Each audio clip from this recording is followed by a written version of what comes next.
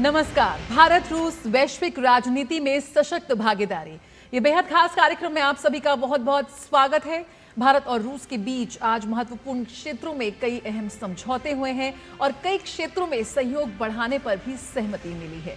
जी हां, जब दो शीर्ष नेतृत्व एक साथ एक विजन के साथ जब आते हैं तो यकीनन दोनों देशों के रिश्तों में जो प्रगाढ़ता और जो विश्वास और जो प्रगति इस वक्त हमें देखने को मिल रही है उसी का नतीजा है। तो बहुत ही खास है प्रधानमंत्री नरेंद्र मोदी और प्रेसिडेंट पुतिन की ये मुलाकात और दोनों के बीच की साझेदारी और जुगलबंदी, और यही जो परस्पर विश्वास है ये प्रेसिडेंट पुतिन के इस यात्रा को भी बहुत महत्वपूर्ण बनाता है। मैं हूं जया सिन्हा और मेरे साथ हैं अजय। धन्यवाद जया। और भारत रूस शिखर वार्ता के क्या कुछ मायने हैं और क्या आउटकम्स हैं उस पर अब हम निगाह डालेंगे। और महत्वपूर्ण समझौतों पर हस्ताक्षर किए गए हैं, नए समझौते, नई उम्मीदें। श्रम और रोजगार क्षेत्र में जो समझौता हुआ है वो बहुत ही इंपॉर्टेंट माना जा रहा है। और जो नए जो सेक्टर्स निकल रहे हैं उसमें शिपिंग और ट्रांसपोर्ट के क्षेत्र में एक बड़ा समझौता हुआ है। लेकिन सबसे बड़ी बात ये कि 2030 तक जो आर्थिक सहयोग कार्यक्रम है उस पर अब दोनों देश सहमत हो गए हैं। लेबर मोबिलिटी को लेकर के जो समझौता हुआ है अभी उसके डिटेल्स आने बाकी हैं। हालांकि कितने लोगों को मोबिलिटी करने की जो सुविधा प्रदान की जाएगी ये इम्पॉर्टेंट है। 2030 तक आर्थिक सहयोग कार्यक्रम पर सहमति बन गई है और अब से थोड़ी देर बाद इंडिया रशिया बिजनेस फोरम में दोनों ही नेता संबोधन करेंगे बिजनेस कम्युनिटी को, और किस तरह से 2030 तक इस आर्थिक जो संबंध है उसको नई दिशा दी जाए उस पर लगातार काम किया जाएगा। भारत रूस की दोस्ती ध्रुव तारे की तरह है। शायद लंबे समय तक प्रधानमंत्री नरेंद्र मोदी के इस वक्तव्य को याद रखा जाएगा। भारत के साथ व्यापार और बढ़ाया जाएगा। पुतिन साहब ने स्पष्ट तौर पर यह कह दिया है कि सभी रिश्तों के सभी पहलुओं पर चर्चा की गई है। और सबसे बड़ी बात वो कि उन्होंने कहा है कि भारत को निर्बाध रूप से ऊर्जा की सप्लाई बनी रहे, इसके लिए रूस पूरी तरह से तैयार है। कोशिश की जाएगी कि कुछ ऐसे मैकेनिज्म्स निकाले जाएं जिससे कि भारत की जो ऊर्जा ज़रूरतें हैं उनको रूस पूरी तरह से अपना सहयोग प्रदान करे। एक बहुत बड़ा स्टेटमेंट राष्ट्रपति पुतिन की तरफ से आया है। निर्यात और को प्रोडक्शन, एक्सपोर्ट और को प्रोडक्शन के नए दरवाजे कैसे खुलें इसको लेकर के भी कार्य लगातार जारी है। लेकिन यूरिया के संयुक्त उत्पादन के लिए समझौता हो चुका है। बहुत बड़ी खबर भारत के लिए फर्टिलाइजर के क्षेत्र में, क्योंकि फर्टिलाइजर सब्सिडी पर एक बड़ी रकम भारत खर्च करता है। और हमने देखा वॉलेटिलिटी के दौरान, कोविड के दौरान जो फर्टिलाइजर की कीमतों में लगातार बढ़ोतरी हुई उसका असर भारत पर दिखाई दिया। लेकिन ज्वाइंट प्रोडक्शन के लिए दोनों ही देश सहमत हुए हैं और अब जल्दी ही रशिया में भारत और रूस दोनों मिलकर के फर्टिलाइजर का प्रोडक्शन करेंगे और दोनों देशों की जो सप्लाई है उसको स्मूदन करने की कोशिश करेंगे। शिप बिल्डिंग में भी दोनों देशों के बीच समझौता हुआ है। एक नया इमर्जिंग सेक्टर शिप बिल्डिंग को लेकर के जिसमें मेक इन इंडिया को बढ़ावा मिलेगा। और राष्ट्रपति पुतिन ने स्वयं इस बात को स्वीकार किया कि वे मेक इन इंडिया और आत्मनिर्भर भारत के प्रधानमंत्री नरेंद्र मोदी के विजन को आगे बढ़ाने के लिए काम करने के लिए तैयार हैं। कनेक्टिविटी को लेकर के काफ़ी काम लगातार किया जा रहा है। माना ये जा रहा है कि कनेक्टिविटी बढ़ाने से जो लॉजिस्टिक कॉस्ट है उसमें कमी आएगी और आतंकवाद से निपटने के लिए दोनों ही देश एक साथ खड़े हैं। प्रतिबद्धता दोनों ही नेतृत्व ने स्पष्ट तौर पर दुनिया के सामने रखा। भारत ने कहा कि वो हमेशा शांति के पक्ष में, उन्होंने कहा भारत न्यूट्रल नहीं है, हम शांति के पक्षधर हैं। आतंकवाद मानवीय मूल्यों पर सीधा हमला है, प्रधानमंत्री मोदी ने स्पष्ट तौर पर कहा। जिक्र यूक्रेन संकट का भी हुआ और स्वयं राष्ट्रपति पुतिन ने आभार जताया प्रधानमंत्री नरेंद्र मोदी का कि जो प्रयास वो अपने स्तर पर इन दोनों देशों के बीच संघर्ष को विराम देने के लिए कर रहे हैं उसकी तारीफ की जानी चाहिए। और इस तरह से ग्लोबल और क्षेत्रीय मुद्दों पर भी लगातार बात हुई है। इन सबसे बड़ी बात यह कि 2030 तक $100 अरब के व्यापार के लक्ष्य को कैसे हासिल किया जाए और कौन से नए सेक्टर्स हैं जहां पर को प्रोडक्शन और एक्सपोर्ट्स को बढ़ावा देने के लिए, जिसमें भारत को सबसे ज़्यादा फायदा होने की उम्मीद है, उसको लेकर के नए सेक्टर्स की तलाश। अब से थोड़ी देर बाद भारत रशिया बिजनेस फोरम की बैठक में दोनों नेताओं के संबोधन पर रहेंगी निगाह। बिल्कुल, तो यहाँ पर भारत और रूस का जो 2030 का विजन है कैसे उसे मजबूती प्रदान यहाँ पर करते आए दोनों शीर्ष नेतृत्व, ये अभी हमने देखा। और आपको आगे बता दें कि साझा बयान जारी करने से पहले प्रधानमंत्री नरेंद्र मोदी और रूस के राष्ट्रपति व्लादिमीर पुतिन के बीच हैदराबाद हाउस में द्विपक्षीय मुलाकात हुई। दोनों नेताओं ने आपसी और वैश्विक हितों से जुड़े मुद्दों पर बातचीत की। प्रधानमंत्री नरेंद्र मोदी ने रूसी राष्ट्रपति व्लादिमीर पुतिन की यात्रा को ऐतिहासिक बताते हुए आपसी रिश्तों के 25 साल पूरे होने पर खुशी व्यक्त की।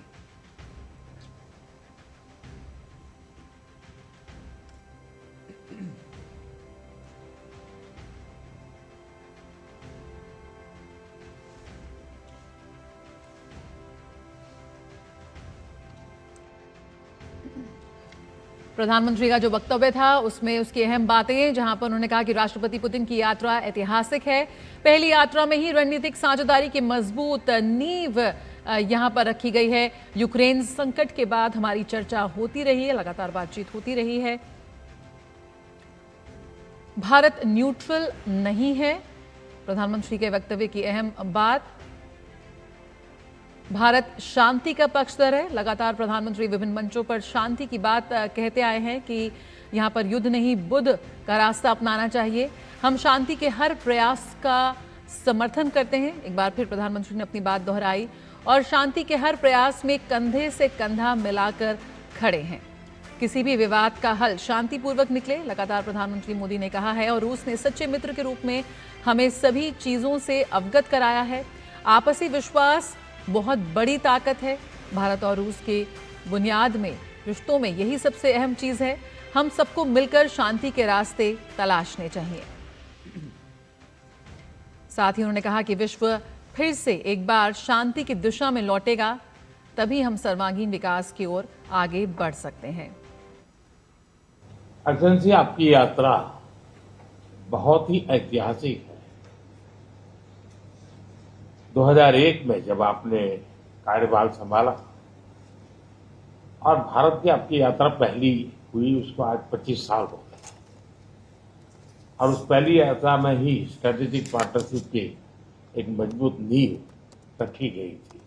मेरे लिए पर्सनली भी खुशी की बात है कि आपके साथ मेरे परिचय को और संबंधों को उसको भी 25 साल हो गए। एक्सेलेंसी, मैं मानता हूं कि ये जो 2001 में आपने जो भूमिका अदा की, एक विजनरी लीडर कैसे सोचता है, कहां से शुरू करता है और संबंधों को कहां तक पहुंचा सकता है, इसका एक उत्तम उदाहरण भारत रशिया के संबंध है। और प्रधानमंत्री नरेंद्र मोदी ने एक बार फिर से कहा है कि भारत शांति के पक्ष में है। उन्होंने इस बात को दोहराया है कि भारत शांति के हर प्रयास का समर्थन करता है और इसके लिए किए जाने वाले हर प्रयास के साथ है।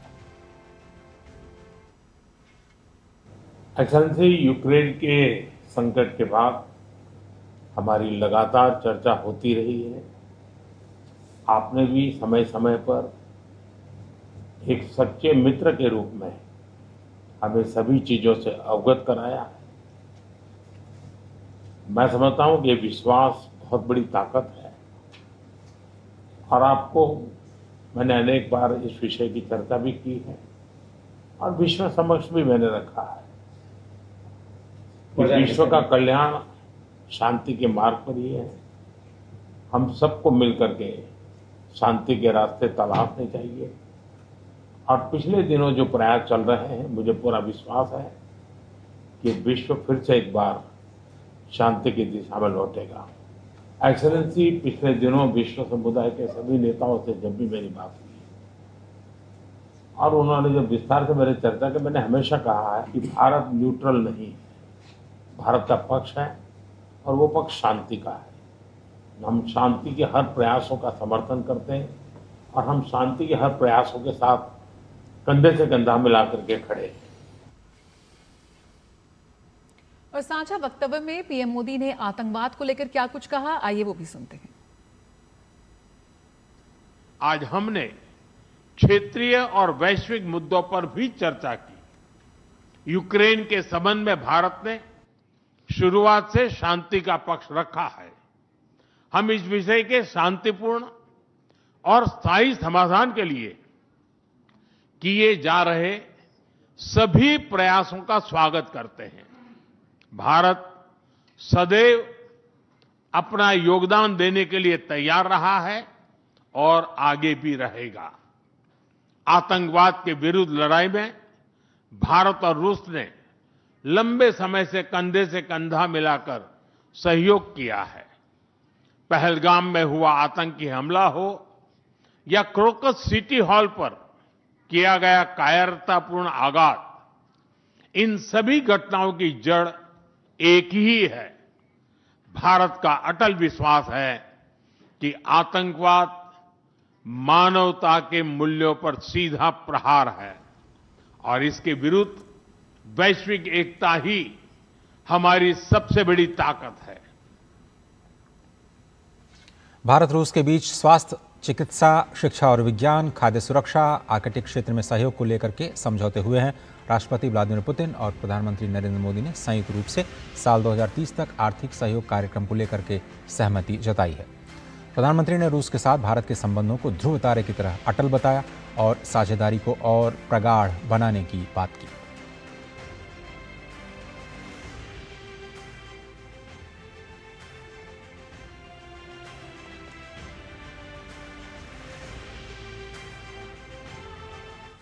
आर्थिक सहयोग को नई ऊंचाइयों पर ले जाना हमारी साझी प्राथमिकता है। इसे साकार करने के लिए आज हमने 2030 तक के लिए एक इकोनॉमिक कोऑपरेशन प्रोग्राम पर सहमति बनाई है। इससे हमारा व्यापार और निवेश डाइवर्सिफाइड, बैलेंस और सस्टेनेबल बनेगा और सहयोग के क्षेत्रों में नए आयाम भी जुड़ेंगे। और मुक्त व्यापार समझौते के लेकर के प्रधानमंत्री ने कहा कि जल्दी ही यूरेशिया के साथ FTA फाइनल करने के लिए प्रयास किए जा रहे हैं। भारत और रूस दोनों ही ऊर्जा क्षेत्र में अपने सहयोग को जारी रखेंगे। ऊर्जा सुरक्षा भारत रूस साझेदारी का मजबूत और महत्वपूर्ण स्तंभ रहा है। सिविल न्यूक्लियर एनर्जी के क्षेत्र में हमारा दशकों पुराना सहयोग क्लीन एनर्जी की हमारी साझा प्राथमिकताओं को सार्थक बनाने में महत्वपूर्ण रहा है। हम इस विन विन सहयोग को जारी रखेंगे। क्रिटिकल मिनरल्स में हमारा सहयोग पूरे विश्व में सिक्योर और डाइवर्सिफाइड सप्लाई चेन सुनिश्चित करने के लिए महत्वपूर्ण है। इससे क्लीन एनर्जी, हाईटेक मैन्युफैक्चरिंग और न्यू एज इंडस्ट्रीज में हमारी साझेदारी को ठोस समर्थन मिलेगा। और रूसी नागरिकों के लिए भारत 30 दिनों के लिए फ्री टूरिस्ट वीजा और ग्रुप टूरिस्ट वीजा देने की शुरुआत कर रहा है। इस पहल से दोनों देशों के बीच लोगों की आवाजाही बढ़ेगी। मुझे खुशी है कि शीघ्र ही हम रूसी नागरिकों के लिए निःशुल्क 30 डे टूरिस्ट वीजा और 30 डे ग्रुप टूरिस्ट वीजा की शुरुआत करने जा रहे हैं। मैन पावर मोबिलिटी हमारे लोगों को जोड़ने के साथ साथ दोनों देशों के लिए नई ताकत और नए अवसर क्रिएट करेगी। आज 2 समझौते किए गए हैं। हम मिलकर वोकेशनल एजुकेशन, स्किलिंग और ट्रेनिंग पर भी काम करेंगे। हम दोनों देशों के स्टूडेंट्स, स्कॉलर्स और खिलाड़ियों का आदान प्रदान भी बढ़ाएंगे। रूसी राष्ट्रपति व्लादिमीर पुतिन ने प्रधानमंत्री नरेंद्र मोदी की उस विशेष व्यक्तिगत ध्यान की सराहना की जो प्रधानमंत्री मोदी यूक्रेन संघर्ष के समाधान खोजने में दे रहे हैं। I could share a great deal of details about the events taking place in Ukraine. We are taking together with some partners, including the United States, on a possible peaceful settlement. Thank you for the attention aimed at finding a solution to this situation. Our relations are deeply rooted into history, but it is not the words that matter, it is the substance of the matter which is very profound. We really appreciate that and the fact that you, ex-Prime Minister, pay special personal attention to that. और राष्ट्रपति Putin ने कहा कि aviation, space exploration और artificial intelligence सहित कई hi tech sectors में दोनों देशों के बीच सहयोग के मौके लगातार बढ़ रहे हैं। As our countries and our economies look at more opportunities for cooperation, we open additional areas for cooperation, including those related to high-tech, aircraft, space exploration, high-tech and artificial intelligence. We have very close and trusting cooperation in the military and technical area, and we are planning to move forward in all of these areas. This once again underscores the level and the trust of our relationship. Our teams have done a great work before this visit. और अब इस चर्चा में हमारे साथ जुड़ रहे हैं गुरजीत सिंह, जो कि पूर्व वरिष्ठ राजनयिक हैं। आपका स्वागत है सिंह साहब दूरदर्शन न्यूज़ पर वक्त देने के लिए। और सबसे बड़ी बात यही कि आज जो जॉइंट स्टेटमेंट आया उसमें ये कहा गया है कि भारत और रूस किसी भी बाहरी दबाव में आने वाले नहीं हैं और उन तमाम क्षेत्रों पर सहयोग बढ़ाने पर सहमति जताई गई है। जो दोनों देशों के जो आर्थिक रिश्ते हैं उनको तो मजबूत बनाएंगे, लेकिन पूरी दुनिया को ये संदेश दिया गया कि भारत और रूस कई मोर्चों पर, चाहे वो द्विपक्षीय हो या फिर वैश्विक, एक साथ खड़े हुए नजर आ रहे हैं। बहुत महत्वपूर्ण स्टेटमेंट है, क्योंकि जैसे आपने देखा रूस के ऊपर कई तरह के सैंक्शन लगाए गए हैं यूएस से और यूरोप से, और अब ट्रंप सरकार ने भारत के ऊपर भी कई सैंक्शन लगा दिए हैं, क्योंकि भारत रूस से तेल लेता है। लेकिन इस बात में वो अवहेलना की जाती है कि अमेरिका रूस से यूरेनियम लेता है, न्यूक्लियर फ्यूल लेता है अपने न्यूक्लियर रिएक्टर चलाने के लिए। तो इसमें कोई बरोबरी नहीं है किसी चीज। तो ये जो इंटरनेशनल स्तर पे अनइक्वल रिलेशन नजर आते हैं, वो भारत और रूस ने साफ कर दिया है कि हम इस दबाव में नहीं आके कोई निर्णय पे पहुंचेंगे और हमारे जो रिश्ते हैं वो बराबरी से चलते रहेंगे। इसका दूसरा महत्व यह है कि अमेरिका और चीन अपनी तरफ से एक G2 चलाना चाहते हैं, जिसमें बाकी सब लोग को परे कर देंगे। लेकिन जो भारत और रूस ये कह रहे हैं कि हम मल्टीपोलैरिटी में मानते हैं और भारत और रूस को ये G2 मान्यता नहीं देंगे, तो इसलिए हम दोनों किसी भी दबाव में नहीं आएंगे और अपने रिश्ते कायम करेंगे और उन रिश्तों के आधार पे हम बाकी जगह पर अपना प्रभाव भी दिखाएंगे। बिल्कुल, तो यहाँ पर जो नए समझौते, नई उम्मीद, आज जिस तरह से भारत और रशिया नए क्षेत्रों की तलाश कर उसमें भी गहरी साझेदारी को लेकर आगे बढ़ रहे हैं, इस पर लगातार हमारी चर्चा जारी रहेगी। गुरजीत सिंह जी, आप हमारे साथ जुड़े रहिए। यहाँ पर रुकनी एक छोटे से ब्रेक के लिए, जल्द हाजिर होते हैं। दर्शकों से भी दरख्वास्त है, बने रहिए हमारे इस खास पेशकश के साथ।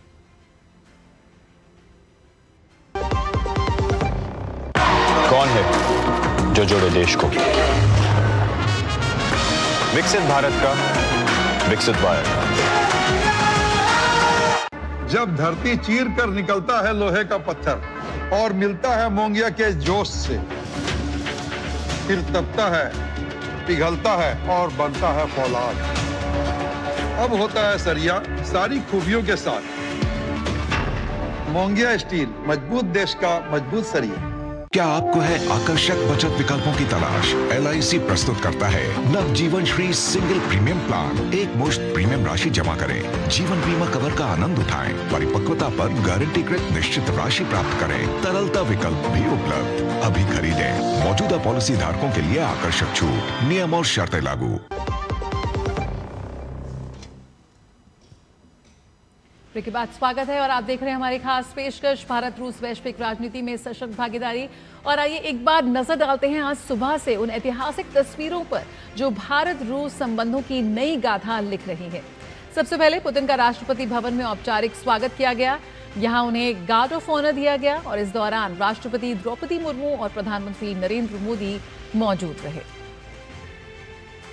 इसके बाद पुतिन ने राजघाट जाकर के महात्मा गांधी को अपनी श्रद्धांजलि दी और फिर पुतिन ने रुख किया हैदराबाद हाउस का, जहां प्रधानमंत्री मोदी ने खुले दिल से उनका स्वागत किया। दोनों नेताओं ने भविष्य की सुनहरी उम्मीदों के साथ हाथ मिलाया और द्विपक्षीय वार्ता शुरू हुई। तमाम क्षेत्रों में विस्तार से बातचीत के बाद अहम समझौतों पर हस्ताक्षर हुए और फिर साझा प्रेस कॉन्फ्रेंस में उन समझौतों की जानकारियां दी गई। ये 6 महत्वपूर्ण तस्वीरें आज सुबह 11 बजे से लेकर के अब तक की तस्वीरें आपकी स्क्रीन पर इस वक्त नज़र आ रही हैं। आगे भी लगातार हम अपडेट देते रहेंगे और ख़ासतौर पर अब निगाहें होंगी इंडिया रशिया बिजनेस फोरम की उस महत्वपूर्ण बैठक की तरफ, जहां पर दोनों ही नेता बिजनेस डेलीगेशंस को संबोधित करते हुए नजर आएंगे। और माना यह जा रहा है कि कई सारे आज इकोनॉमिक कोऑपरेशन के समझौते भी हो सकते हैं। यानी अब ये G2G जो बॉन्डिंग है, गवर्नमेंट टू गवर्नमेंट जो हमें प्रगाढ़ता दिखी है रिश्तों में, अब वो कॉरपोरेट स्तर पर जाती हुई दिखाई देगी और कैसे भारत और रूस के बीच में जो वाणिज्यिक संबंध हैं, जो कारोबारी संबंध हैं, उनको कैसे और मजबूत बनाया जाए, उसकी एक बानगी आज इस इंडिया रशिया फोरम की बैठक के बाद देखेंगे। और ये 6 तस्वीरें इस वक्त आप देख रहे हैं, आज सुबह से एक काइंड ऑफ रिकैप इस वक्त जो आज की बेहद खास तस्वीरें रहीं, क्योंकि दिल्ली में भारत रूस साझेदारी की एक नई रूपरेखा यहाँ पर साफ तौर पर तय हो रही है। आतंकवाद पर कड़ा संदेश हो या फिर व्यापार ऊर्जा पर बड़ा खाका, और 2030 तक जो सहयोग का एक नया रोड मैप जिसकी हम उम्मीद कर रहे हैं, वो भी इस वक्त हम देख सकते हैं भारत और रूस के संबंधों में। आज जब दुनिया बदल रही है, मोर्चे बदल रहे हैं, ऐसे में प्रधानमंत्री मोदी और राष्ट्रपति पुतिन ने एक बार ये फिर दोहराया है कि भारत और रूस के रिश्ते ध्रुव तारे जैसे स्थिर हैं। गुरजीत सिंह, पूर्व वरिष्ठ राजनयिक, खास मेहमान हमारे साथ जुड़े हुए हैं इस खास कार्यक्रम में इस वक्त चर्चा करने के लिए। गुरजीत सिंह, जिस तरह से इस वक्त हम बात कर रहे हैं कि लगातार वैश्विक परिदृश्य में जो मोर्चे बदल रहे हैं और जिस तरह से आपकी लॉयल्टीज भी लगातार शिफ्ट हो रही हैं संरक्षणवाद युद्ध में, ऐसे में भारत और रूस ने एक बार फिर अपनी प्रतिबद्धता को दोहराया है साथ में चलने का, साथ का एक जो विजन 2030 का विजन यहाँ पर दिया है, किस तरह से आप उनको देखते हैं? बहुत जरूरी है, क्योंकि भारत और रूस दोनों के लिए एक मल्टीपोलर वर्ल्ड बहुत जरूरी है। और यूक्रेन युद्ध शुरू होने से पहले हम एक मल्टीपोलर वर्ल्ड थे, जिसमें यूरोप, अमेरिका, रूस, भारत, आसियान, चीन सब अलग अलग पोल थे। लेकिन यूक्रेन युद्ध होने के बाद रूस चीन की ओर झुक गया है और यूएसए ने यूरोप को अपनी ओर झुका लिया है। और अब रूस और चीन एक G2 बनाना चाहते हैं, जो भारत के लिए हानिकारक है और रूस को भी अब स्पष्ट हो जाएगा कि उसके लिए भी हानिकारक है। अब चीन का रुख देख लीजिए। चीन कहता तो है कि मैं रूस के रुख में हूं, लेकिन चीन ने ना यूरोप से ना अमेरिका से अपने रिश्तों को रद्द किया है या कम किया है। हालांकि उन दोनों तरफ से रशिया के ऊपर बहुत सैंक्शन लगी हुई है, तो इसलिए रूस को भी मालूम है कि अब उनके साथ कौन खड़ा है और कौन किस तरफ तक खड़ा है। भारत तो पूरा उनके साथ खड़ा है, तो इसलिए ये बात स्पष्ट हो जाती है कि हम दोनों को मिलकर एक तो यूक्रेन युद्ध का हल ढूंढना है, दूसरा उसके बाद मल्टीपोलर वर्ल्ड की तरफ जाना है, जो हम दोनों के लिए अच्छी प्राप्ति होगी। अब रही बायलैटरल रिलेशन की बात। अब बायलैटरल रिलेशन में जो आज आपने देखा, इतने सारे नए मुद्दों पे संधियां साइन की गई, जिसमें नई चीजें हैं, migration and mobility, ship building, economic cooperation till 2030 और कई चीजें, वीजा है टूरिज्म के ऊपर, ये सब नई चीजें हैं। तो जो हमारे पुराने रिश्ते हैं वो तो मजबूत हुए ही हैं आज, लेकिन फूल खिले गुलशन गुलशन उसके बाद हमने कई नई चीजें ढूंढ ली हैं कि हम इनमें जाकर आगे भारत और रूस के जो रिश्ते हैं उनको हम आगे बढ़ाएंगे। अब जो वेस्टर्न देश है और भारत है, हमारे जो पीपल टू पीपल रिलेशंस है और भारत और रूस के जो पीपल टू पीपल रिलेशंस में, उनमें काफी अंतर है। इसलिए भारत को रूस के साथ जो पीपल टू पीपल रिलेशंस है उसके अवसर क्रिएट करने हैं, क्योंकि वो अपने आप नहीं आगे चलने वाला है। इसलिए जब जयशंकर जी अभी रूस गए थे तो 2 नई कंसुलेट्स खुली है और भारत के जो भारतीय लोग हैं रूस में अब 1 लाख की संख्या हो गई है, तो ये लोग बढ़ रहे हैं। और अब ये जो मोबिलिटी पैक्ट साइन हुआ, इसमें स्किल्ड और सेमी स्किल्ड लोग को अवसर मिलेगा रूस में काम करने का, इसमें अवसर मिलेगा रूसी भाषा सीखने का, इसमें अवसर मिलेगा रूस की जो संस्कृति है उसको समझने का। तो इससे मैं समझता हूं कि हमारे पीपल टू पीपल रिश्ते और मजबूत होंगे। प्रधानमंत्री ने आज ये भी बोला कि हम तरह तरह के वोकेशनल ट्रेनिंग और एजुकेशन को भी परस्यू करेंगे। तो इसमें मैं समझता हूं सबसे ज्यादा importance people to people relation का एक्सपेंशन मुझे नजर आता है। गुरजीत साहब, ये हम समझना चाह रहे हैं कि जो एक बहुत ही डायरेक्ट स्टेटमेंट और एक बड़ा स्टेटमेंट पुतिन साहब ने दिया है कि भारत की एनर्जी सिक्योरिटी को लेकर के रूस पूरी तरह से स्पष्ट है कि वो उसको सहयोग जारी रखेगा, यानी uninterrupted supply of oil and gas. ये एक बहुत बड़ा मुद्दा अमेरिका के लिए है, क्योंकि उसने उसी को आधार बना करके जो स्पेशल 25% का जो टैरिफ लगाया है। अभी हम अमेरिका के साथ ट्रेड डील पर भी चर्चा कर रहे हैं। स्पष्ट हो गया है आज की शिखर वार्ता के बाद कि ये जो ऑयल एंड गैस की सप्लाई है वो तो लगातार जारी रहेगी, चाहे वो हमें थर्ड पार्टी के जरिए करना पड़े। हम रशिया से क्रूड ऑयल खरीदेंगे, इसमें कोई दो राय नहीं है। अब आप किस तरह से आगे जाते हुए देख रहे हैं इस पूरे जो जियोपॉलिटिकल सिचुएशन बन रही है आज के बाद? तो देखें कि जो ऊर्जा के ऊपर बातचीत हुई उसके 3 अलग अलग भाग हैं। एक है ऑयल एंड ऑयल, दूसरा है यूरेनियम और तीसरा है क्रिटिकल मिनरल्स। बिल्कुल। तो जो क्रिटिकल मिनरल्स है वो हमारी सोलर एनर्जी और कई इलेक्ट्रिक व्हीकल्स ऐसी चीजों में जाती है जिससे पोल्यूशन कम होता है। बाकी रही बात यूरेनियम की, हमारे साथ कुदम पावर में रूस का अच्छा पार्टनरशिप है। अब रूस के साथ स्मॉल न्यूक्लियर रिएक्टर्स के ऊपर भी समझौता हो सकता है और उसमें अगर निवेश हो तो वो भी भारत की INDCs को अचीव करने में बहुत महत्वपूर्ण होंगे। अब रही जो विवादित बात वो है तेल के ऊपर।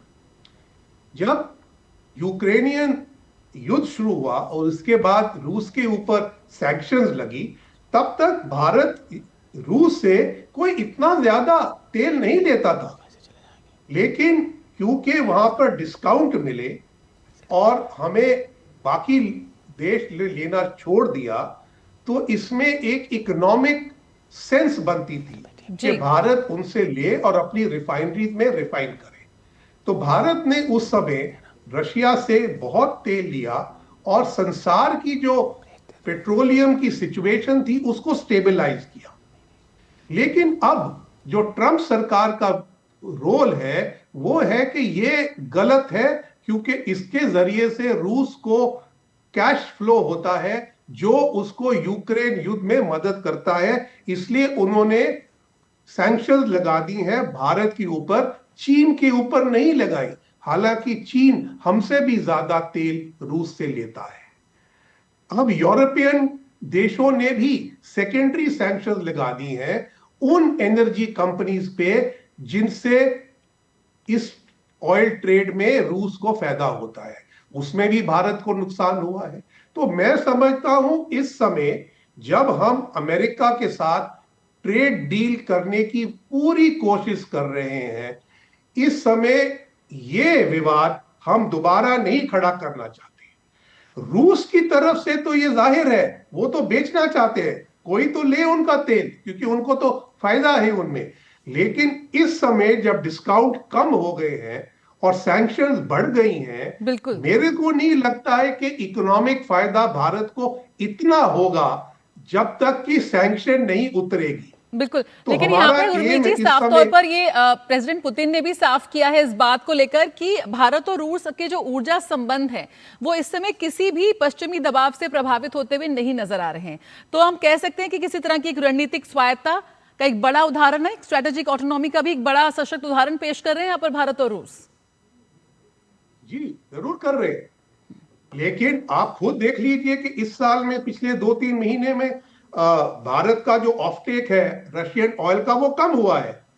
और ये रशिया के साथ को रिश्ते कम करने के लिए नहीं है, ये अमेरिका से अपने ऊपर जो सैंक्शन लगी है उनको उठाने के लिए किया गया है। और एक बारी अगर रशिया और अमेरिका का समझौता हो जाता है यूक्रेन के ऊपर, फिर तो ये बात टल ही जाएगी और फिर हम फिर से ज्यादा तेल लेने की पोजीशन में आ जाएंगे।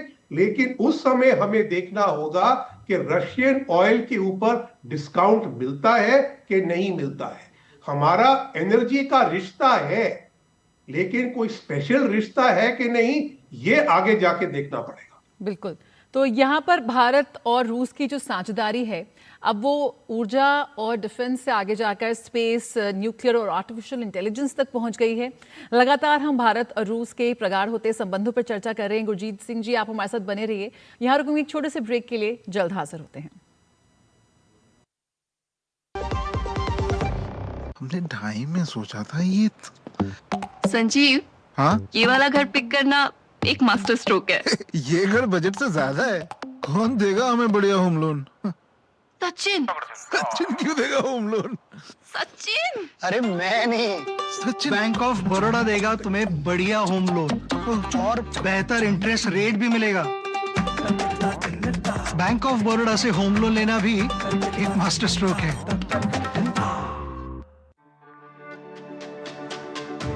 मेरी पसंद, मेरी पसंद, मेरी पसंद, मेरी पसंद, हमारी पसंद, हम सबकी पसंद। मजबूत देश का मजबूत सरिया मोंगिया स्टील। सोच रहा हूँ टर्म लाइफ इंश्योरेंस ले लूं ताकि मेरे बाद फैमिली को पैसों की कमी ना हो। तू भी ले ले। अबे जल्दी क्या है, बाद में देख लेंगे। आराम से, आराम से, आराम से। अब तक कुणाल को हार्ट अटैक आ गया यार। पॉलिसी बाजार पर 0 GST के साथ अब 1 करोड़ का टर्म लाइफ इंश्योरेंस सिर्फ 400 रुपए महीने से शुरू। ब्रेक के बाद स्वागत है। भारत और रूस के प्रगाढ़ होते संबंध इस वैश्विक राजनीति में भी सशक्त भागीदारी का एक बहुत ही शानदार उदाहरण पेश कर रहे हैं। मैं हूं जया सिन्हा और इस खास पेशकश में मेरे साथ इस वक्त जुड़ गए हैं चंद्रशेखर जोशी। नमस्कार। तो आज हमने देखा प्रेसिडेंट पुतिन जो भारत की यात्रा पर है, काफ़ी महत्वपूर्ण आज के कार्यक्रम रहे। आज सवेरे हमने देखा कि किस तरह से प्रेसिडेंट पुतिन का स्वागत किया गया राष्ट्रपति भवन में, पारंपरिक स्वागत। और उसके बाद हमने देखा कि प्रेसिडेंट पुतिन और प्राइम मिनिस्टर मोदी के बीच में प्रतिनिधिमंडल स्तर की बातचीत हुई। काफ़ी महत्वपूर्ण ये बातचीत रही और अभी आगे भी काफ़ी महत्वपूर्ण कार्यक्रम है व्यापार को लेकर के, बिजनेस को लेकर के। हमारे साथ खास मेहमान यहाँ पर जुड़े हुए हैं। हमारे साथ गुरजीत सिंह हैं, पूर्व वरिष्ठ राजनयिक हैं, और इस बीच में हमारे साथ हर्षवर्धन पंत हमारे साथ जुड़ गए हैं, विदेशी मामलों के जानकार हैं। और जो दर्शक अभी हमारे साथ जुड़े हैं और आज दिन भर क्या कुछ हुआ वो जानना चाहते हैं, उनके लिए काफ़ी महत्वपूर्ण है। इसलिए हर्षवर्धन जी, आपको सबसे पहले आपके सामने मैं सवाल रखना चाहूँगा।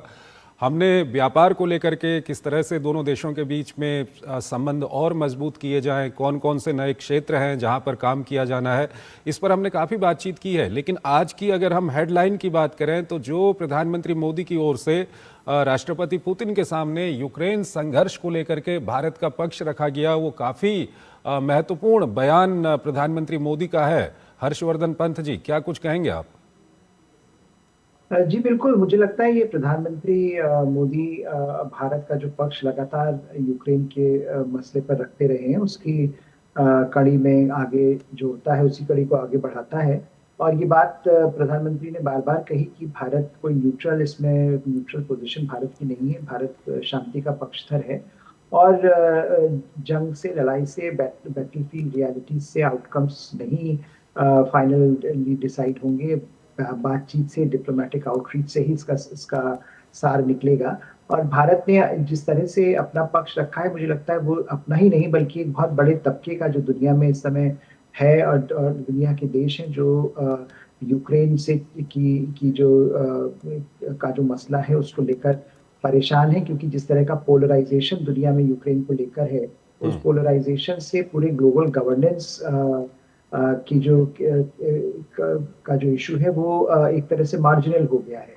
और रूस और पश्चिमी देशों के बीच में, रूस और अमेरिका के बीच में जिस तरह की तनातनी इस मुद्दे को लेकर बनी हुई है, उससे ग्लोबल गवर्नेंस का नुकसान हो रहा है। उससे कितने सारे जो और मुद्दे हैं जहां जिन पर तवज्जो दी जानी चाहिए वो नहीं मिल रही है। तो मुझे लगता है प्रधानमंत्री ने भारत का जो पक्ष लगातार रखते आए हैं उसको आगे बढ़ाते हुए ये बात फिर से दोहराई। और राष्ट्रपति पुतिन के साथ पहले भी वो कह चुके हैं कि this is not the time for war, जब उन्होंने पहले कहा था। मुझे लगता है उसी की कड़ी को उन्होंने आगे बढ़ाया है और ये बहुत महत्वपूर्ण एक तरह से मैसेज दुनिया को गया है कि कहाँ भारत खड़ा है और कहाँ किस दिशा में भारत इस मसले की, जिस तरह से इस मसले को डील किया जा रहा है इस तरफ जाना चाहता है। बिल्कुल। मुझे लगता है गुरजीत सिंह जी सिर्फ अपनी बात है बल्कि औरों की भी बात नहीं। बिल्कुल गुरजीत सिंह, यहाँ पर साफ तौर पर कह सकते हैं कि पीएम मोदी उन कुछ नेताओं में से हैं जिन पर राष्ट्रपति पुतिन खुले तौर पर भरोसा दिखाते हैं। इस वक्त हम अमेरिका रूस तनाव की बात करें या यूक्रेन युद्ध की बात करें, कैसे आपको लग रहा है कि आज जो वक्तव्य सामने आया दोनों ही नेताओं का, कैसे एक शक्ति संतुलन को एक नया मोड़ देते हुए नजर आ सकते हैं ये दोनों देश, भारत और रूस? जी, आपने बिल्कुल दुरुस्त फरमाया। अगर आप प्रेसिडेंट पुतिन को देखें तो वह काफी गंभीर इंसान नजर आते हैं, उनका फेशियल एक्सप्रेशन हमेशा बड़ा सीरियस होता है। लेकिन प्रधानमंत्री मोदी का जो फेशियल एक्सप्रेशन है बड़ा मोबाइल रहता है, और उन दोनों को इकट्ठे देखो तो आप देखोगे आस्ता आस्ता प्रेसिडेंट पुतिन भी मोबाइल फेशियल एक्सप्रेशन की ओर चलाते हैं। तो ये उनका एक तालमेल है आपस में, जो एक लंबे अरसे से जो एक दूसरे से मिलते आए हैं, तो उनकी एक कॉन्फिडेंस है, एक दूसरे पे भरोसा है। और जो पीछे तियानजिन में एससीओ समिट हुई थी तो प्रधानमंत्री मोदी राष्ट्रपति पुतिन के साथ 45 मिनट कार में गए, कल भी वो आए, और सुनने में आया है कि कल कार में इकट्ठे आए, उसके बाद प्राइवेट डिनर हुआ, 3 घंटे लगातार मुलाकात होती रही। तो ये जो प्राइवेट सी मीटिंग होती है, इनमें एक साझेदारी बन जाती है, एक भरोसा बन जाता है, जो फिर पब्लिक में साफ नजर आता है।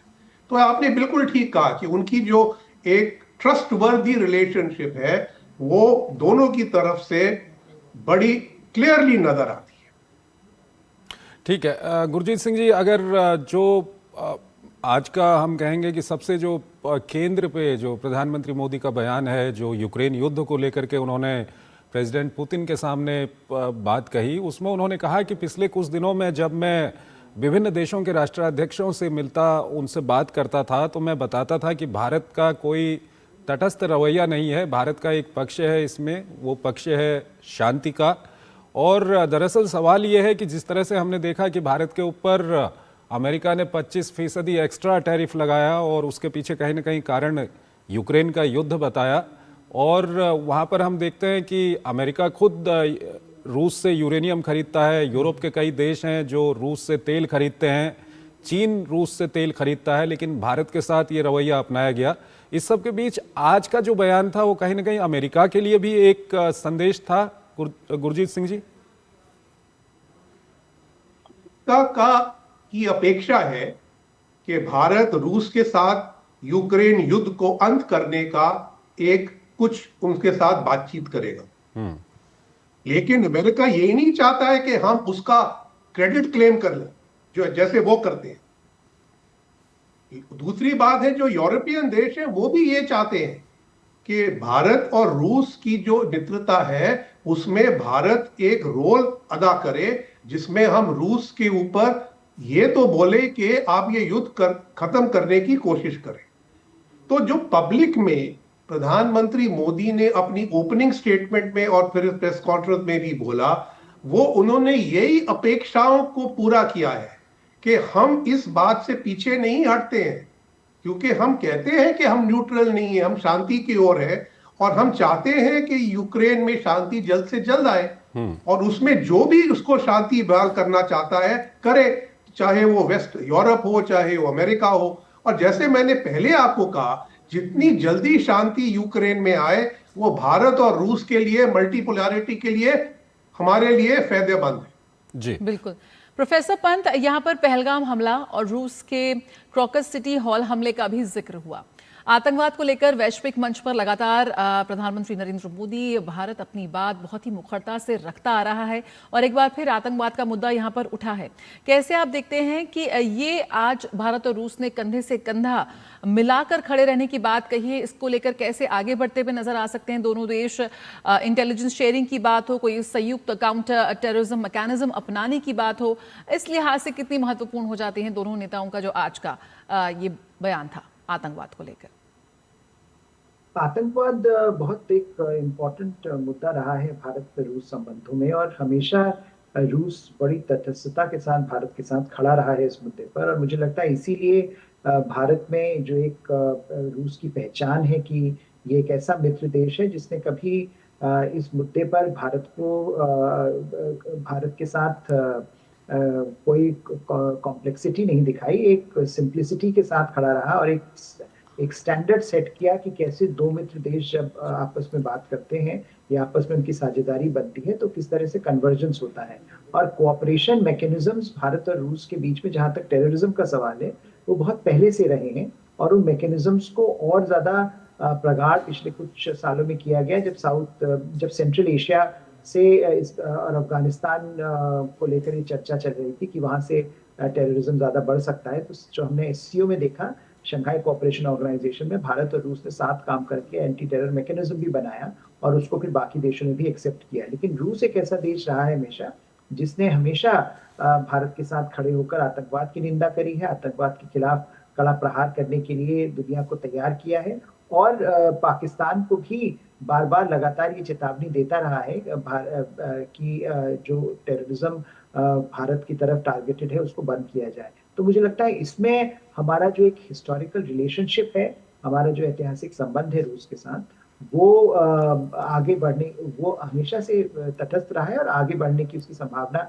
इस विजिट से और बढ़ जाती है, क्योंकि हमने देखा कि किस तरह से पहलगांव के मुद्दे पर भी और टेररिज्म के मुद्दे पर भी काफी देश ऐसे हैं जो मित्र हमको मानते हैं, कहते हैं पब्लिकली, लेकिन हम भारत के साथ खड़ा होने के लिए उस कदर तैयार नहीं होते हैं या उस स्पष्टता के साथ भारत के साथ नहीं खड़े होते हैं जिस तरह से रूस खड़ा होता है। तो मुझे लगता है इसीलिए भारत का जो जनमानस है वो रूस से इतना कनेक्ट कर पाता है, क्योंकि रूस ने हमेशा इस मुद्दे पर भारत का साथ दिया है। और मुझे लगता है ये विजिट से आगे आने वाले समय में और मैकेनिज्म्स की जो बात कही गई है वो काफी महत्वपूर्ण है। और मल्टीलैटरल फोरम्स पर, जैसे एससीओ में जब रूस और भारत काम करके हमने क्रिएटिवली काम करके मैकेनिज्म्स बनाए हैं, उस तरह के मैकेनिज्म्स और मल्टीलैटरल फोरम्स भी बनाने की आवश्यकता है और रूस और भारत साथ काम करके इसको बिल्कुल आगे ले जा सकते हैं। ठीक है गुरजीत सिंह जी, यही आतंकवाद की अगर हम बात करें तो जिस तरह से पहलगाम के हमले के बाद जब ऑपरेशन सिंदूर हुआ था, पाकिस्तान ने भारत के हथियारों के सामने या भारत के सामने मुंह की खाई,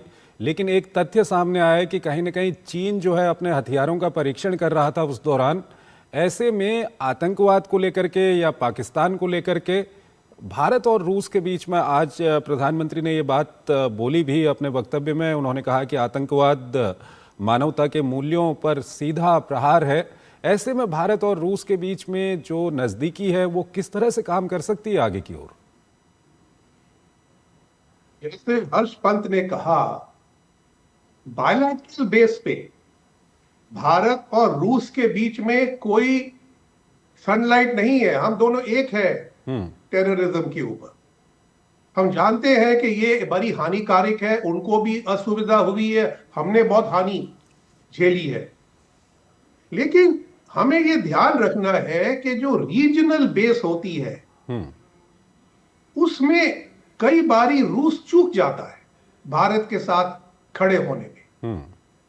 अब आप देखिए शंघाई कोऑपरेशन ऑर्गेनाइजेशन का जो रीजनल एंटी टेररिज्म सिस्टम है या जो ब्रिक्स के अंडर बातचीत होती है, इन चीजों में रूस आजकल चीन के दायरे में आ जाता है और अलग से खड़ा नहीं होता है। जैसे मैंने कहा, जब से यूक्रेन युद्ध शुरू हुआ है रूस चीन के दायरे में आ गया है, अपने आप मल्टीपोलैरिटी लूज कर गया। तो इसी में यही जो बातें हम आज कह रहे हैं वो अगली एससीओ मीटिंग में, ब्रिक्स मीटिंग में अक्सर देखा गया है रूस हमारे साथ नहीं खड़ा होता है, वो चुप कर जाता है। ये नहीं कि हमारा विरोध कर रहा है, चुप कर जाता है। और जो चीन पाकिस्तान कहते हैं एससीओ में, उसका दौर आगे चल जाता है और कई बारी पहले मानी हुई चीजें भी भुला दी जाती है। ये ब्रिक्स में हमने देखा है। तो हम चाहते हैं कि रूस अपनी इंडिपेंडेंस जल्द से जल्द वापस लाए और जो बायलैटरली हमको कमिट करता है वो रीजनली और इंटरनेशनली भी हमारे साथ बोले। उसको यूएन में हमारे साथ खड़े होने में दिक्कत नहीं आती है, बट जहां रीजनल समिट्स होती हैं जिसमें चीन होता है, उसके साथ उसको कई बारी चुप्पी साधनी होती है। ये हमने देखा है। लेकिन मैं समझता हूं यहाँ पर गुरमीत सिंह जी, बिल्कुल ये तो प्रेसिडेंट पुतिन ने भी कहा है कि दुनिया में एक नई शक्ति संरचना उभर रही है। अब इसके केंद्र में भारत और रशिया और चीन तो हो सकते हैं। ऐसा है कि कई साल पहले से हमारा रशिया, इंडिया, चाइना त्रिकोणा एक सिस्टम है फॉरेन मिनिस्टर लेवल पे। जब मैं सर्विस में था इतने साल पहले, तब भी ये होता था। लेकिन उस समय भी, हालांकि यूक्रेन युद्ध नहीं था, मैंने हमेशा देखा कि अगर चीन कुछ कहता था तो रूस का निगोशिएटर उसके पीछे आ जाता था, हम अकेले पड़ जाते थे। ठीक है, तो इसलिए मैंने ये तो अपने तजुर्बे से बोल रहा हूं, क्योंकि मुझे भारत की जो इंटरेस्ट है वो सबसे आगे रखने हैं, और इसलिए मैं चाहता हूं कि रूस के साथ हम और उनके आगे लाए। अब ये रशिया, इंडिया, चाइना, रूस चाहता है कि दोबारा एक बारी इसको रिवाइटलाइज किया जाए, पर जब तक हमारे संबंध चीन के साथ रोबस्ट नहीं होते हैं, हम नहीं समझते इसमें हमें कोई फायदा है। हमने ब्रिक्स में देख लिया, एससीओ में देख लिया कि चीन अपनी चलाना चाहता है और हम एक माइनॉरिटी में आ जाते हैं, लेकिन हम उससे निकलेंगे नहीं। हम उनके ब्रिक्स के तो फाउंडर मेंबर है, एससीओ में तो बाद में आए, लेकिन इसमें हमारा रहना और अपना एक जो दृष्टिकोण है आगे रखना, वो हमारे लिए बहुत जरूरी है। तभी हम मल्टीपोलर वर्ल्ड में एक पोल गिने जाएंगे। ठीक है, हर्षवर्धन जी, आप क्या कुछ कहना चाहेंगे? ये जो जिस तरह से गुरजीत सिंह जी बता रहे हैं कि ये जो चीन का फैक्टर है, ये कहीं ना कहीं भारत और रूस के काफ़ी ऐतिहासिक संबंध हैं, काफ़ी मजबूत संबंध हैं, लेकिन कुछ विषय ऐसे हैं जैसे आतंकवाद का विषय है या क्षेत्रीय जो संतुलन का क्षेत्र का विषय है, उसमें क्या कुछ कहेंगे? चीन को लेकर के क्या कुछ अभी आगे होना चाहिए? देखिए, चीन, जैसा एम्बेसडर सिंह ने कहा, एक बड़ा इंपॉर्टेंट प्लेयर बनता जा रहा है भारत और रूस के संबंधों में, और ये मुझे लगता है इससे हमको इसको एक क्लैरिटी के साथ अप्रोच करना पड़ेगा, क्योंकि रूस के साथ हमारे संबंध, बायलैटरल रिश्ते, द्विपक्षीय संबंध हमेशा से बहुत अच्छे रहे हैं, और उन संबंधों में अगर आप देखें तो कोई बहुत ज़्यादा स्ट्रेटेजिक डाइवर्जेंसेस नहीं रहे। लेकिन अब अगर रूस की स्थिति थोड़ी सी कमज़ोर पड़ रही है और रूस उस कमज़ोरी के लिए चीन के साथ जाने की कोशिश कर रहा है, तो इससे भारत को काफ़ी परेशानी हो सकती है। और जैसा अभी हम आतंकवाद का जिक्र कर रहे थे, उस मुद्दे पर भी कई प्लेटफॉर्म्स पर हमने ये देखा कि रूस और चीन साथ साथ काम करके रूस ने भारत का पक्ष थोड़ा सा डाइल्यूट किया।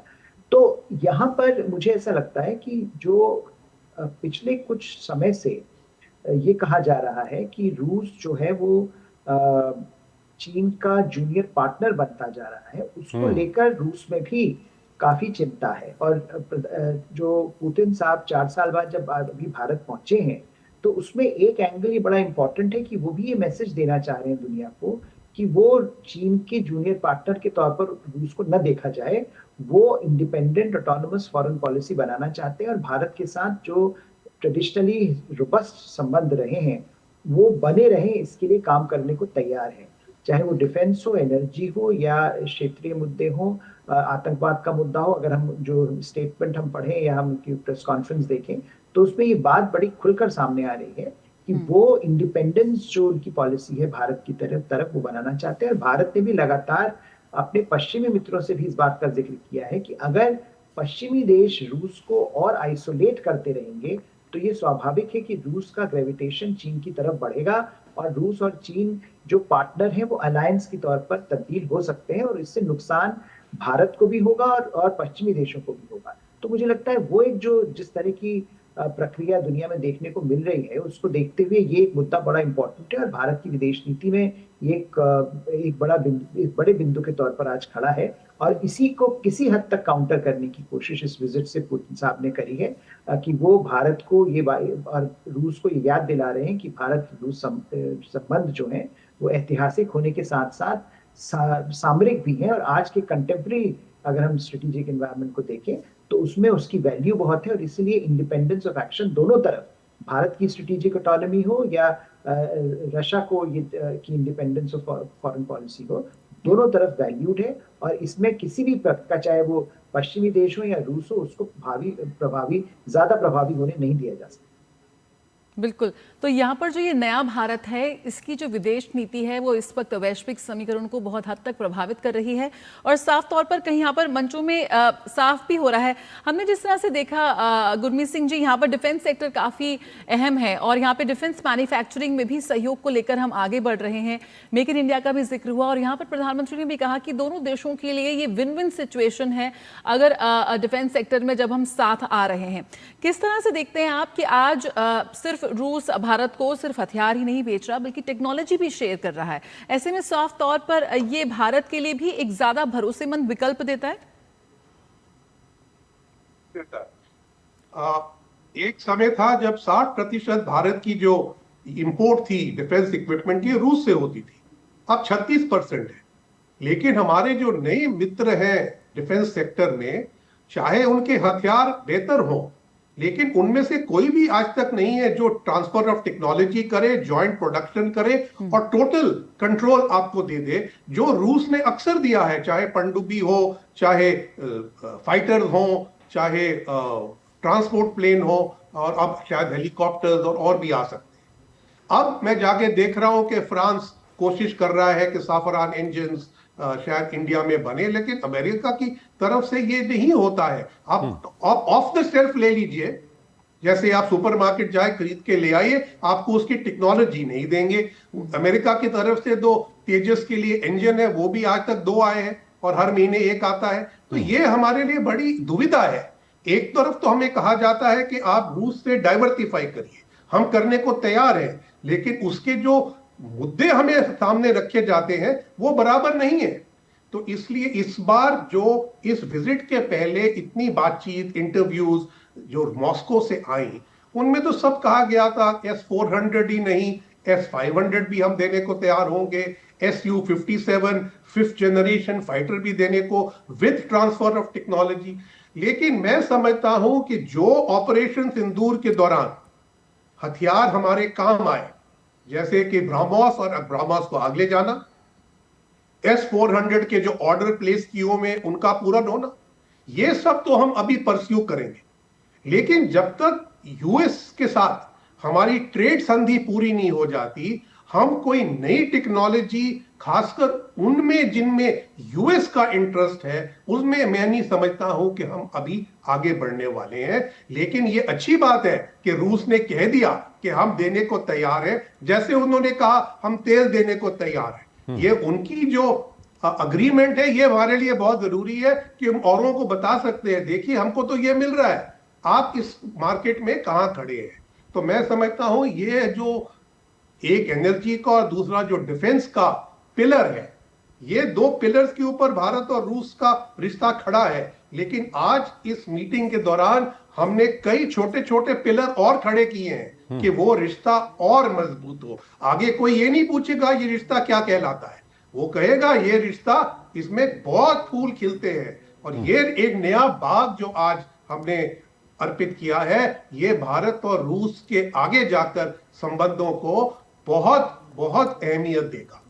ठीक है हर्षवर्धन जी, आपसे ये भी जानना चाहेंगे और हमारे दर्शक भी इसको समझना चाहेंगे कि आज जो दोनों देशों के बीच में सहमति बनी है, उसमें एक ये भी है कि जो भारतीय शिपिंग इंडस्ट्री है वो आर्कटिक में उनको कहीं ना कहीं जाके किस तरह से वहाँ पर शिप चलाने हैं, उसकी ट्रेनिंग देने की बात है, लोगों को आर्कटिक में ट्रेनिंग देने की बात है। ये भारत के लिए किस तरह से फायदेमंद होगा? ये देखिए, आर्कटिक एक ऐसा मुद्दा है जिसमें आज सभी देशों को बड़ा इंटरेस्ट नजर आ रहा है, क्योंकि नई जो जिस तरह से पर्यावरण बदल रहा है और उसके कारण आर्कटिक में नई शिपिंग लेन्स खुलती नजर आ रही हैं। उससे पूरी शिपिंग इंडस्ट्री और सी लेन्स ऑफ कम्युनिकेशन जिस तरह से बदलेगा, उसको लेकर एक उत्साह के तौर पर एक उत्साह है उस अपॉर्चुनिटीज को लेकर जो वहाँ पे बनेंगी इस लिहाज से, उसको लेकर शिपिंग इंडस्ट्री नहीं, पूरे ग्लोबल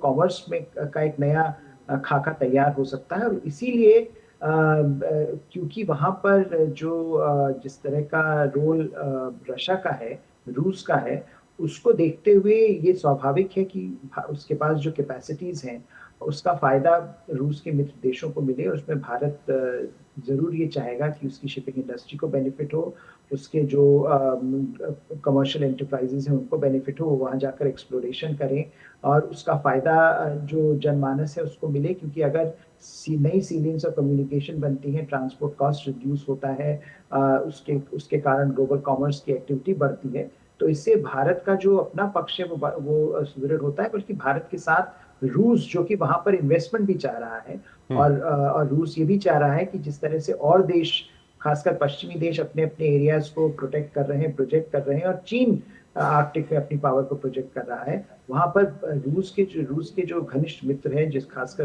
भारत, वो अपना रोल प्ले करे।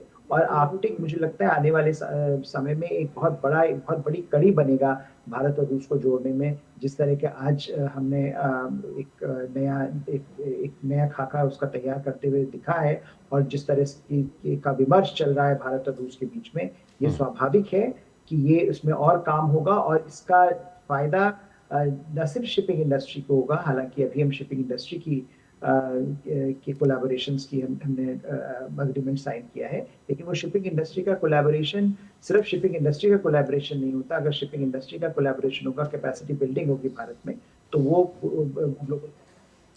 बिल्कुल सीधे रुक कर रहे हैं भारत मंडपम का। Your Excellency Prime Minister, dear friends, I'm pleased to welcome participants of the plenary session of the Russian-Indian Business Forum. These days, New Delhi has brought together representatives of economic ministries and authorities, as well as heads of major companies and banks, heads of regions, parliamentarians from both our countries. In a word, all those who are really involved into practical efforts to develop the multifaceted Russian-Indian cooperation in the field of imports and exports, finances and investment. I assume that at the numerous panel sessions and expert discussions, he addressed a wide range of specific issues of economic cooperation between Russia and India.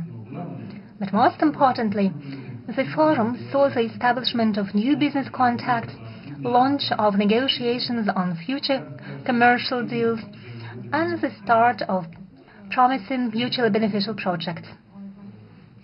Let me stress, most importantly, when we conceived and proposed this forum, it was initially intended to show what multifaceted opportunities our cooperation can offer, and to make it clear the Russian delegation did not only come in order to discuss energy issues and sign contracts for the supplies of oil and gas. What we want is development of our multifaceted relations with India on various fields. His Excellency Prime Minister stressed on many occasions in our private talks that India has vast and growing opportunities in many fields, but up until now they haven't been used to the extent that both parties want to see it.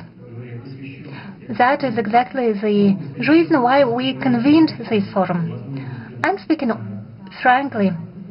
First and foremost, it focuses on the opportunities of the Indian economy, and we want to familiarize our economic operators with these opportunities so that both parties can satisfy the needs of each other.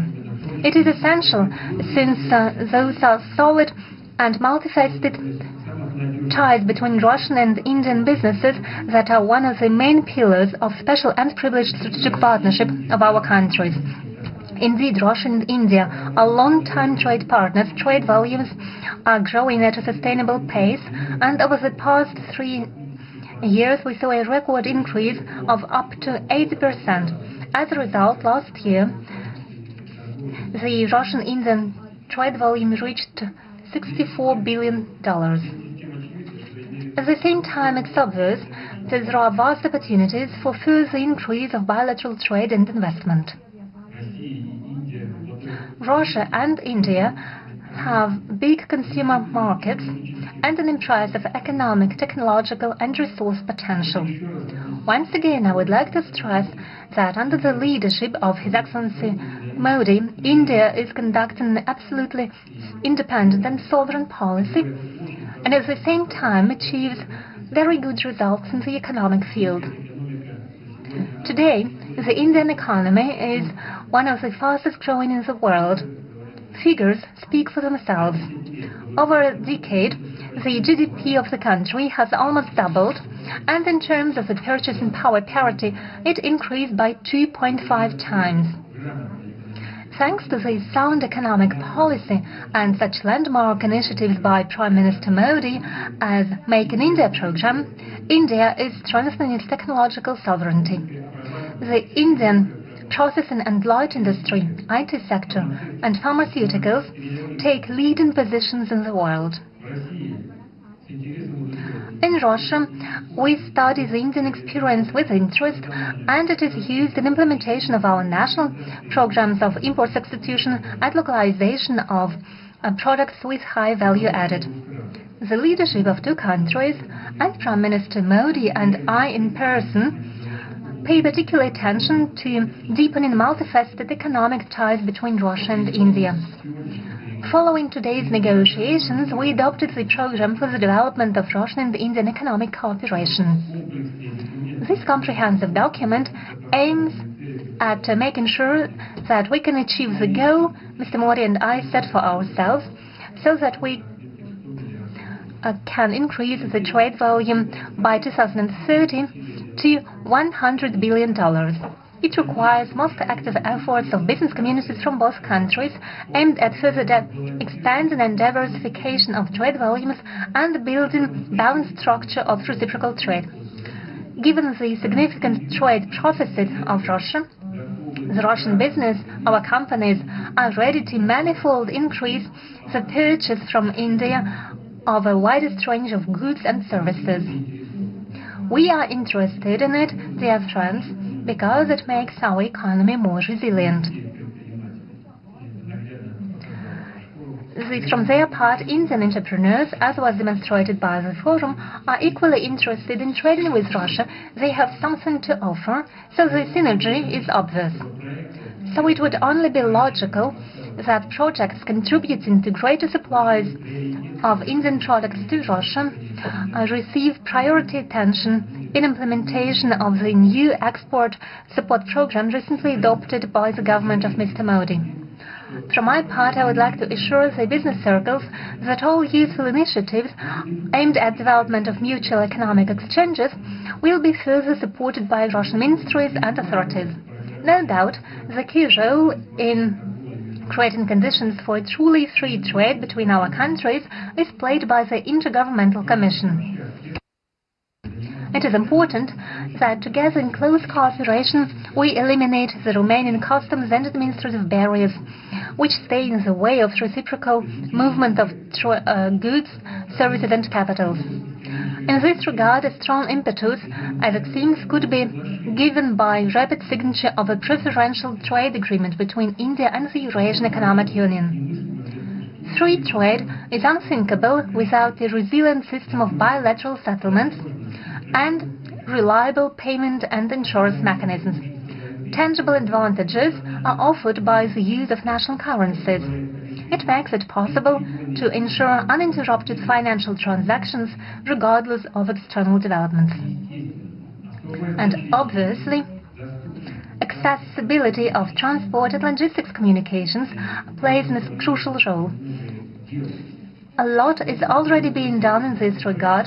Implementation of the project to create the corridor south-north from Russia and Belarus to the Indian Ocean is ongoing, and infrastructure modernization of the Northern Sea route is being modernized in order to use it for the supplies of Indian goods to the world markets.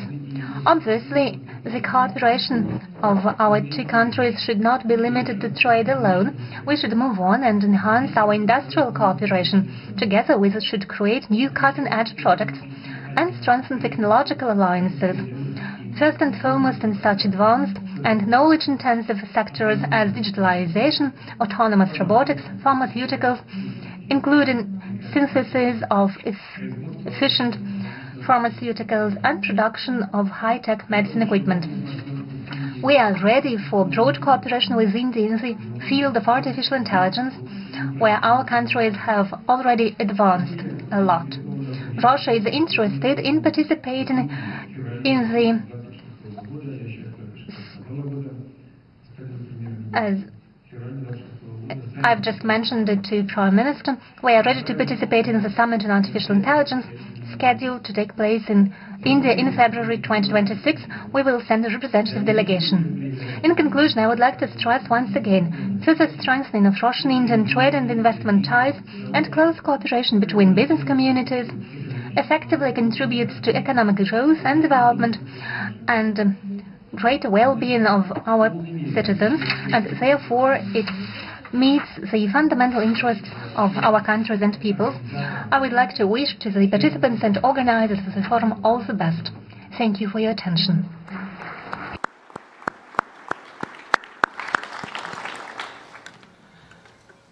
Thank you, Excellency, for sharing your vision on the immense potential of bilateral trade.